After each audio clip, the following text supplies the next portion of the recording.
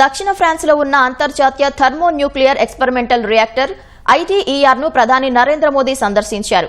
ITER నిర్మాణం, అక్కడ జరిగే పరిశోధనలపై అధికారులు మోదీకి వివరించారు.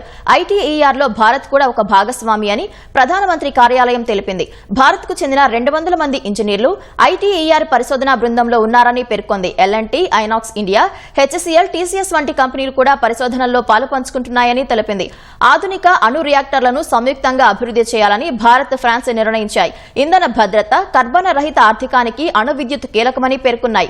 అణు ఇంధనం విషయంలో సహకారాన్ని పెంపొందించుకోవాలని మోదీ, మేక్రాన్ అంగీకారానికి వచ్చారని విదేశాంగ శాఖ తెలిపింది.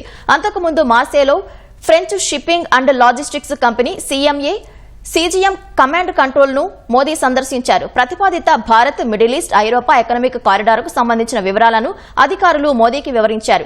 2 రోజుల ఫ్రాన్స్ పర్యటన ముగించుకుని మోదీ అమెరికా పర్యటనకు బయలుదేరారు.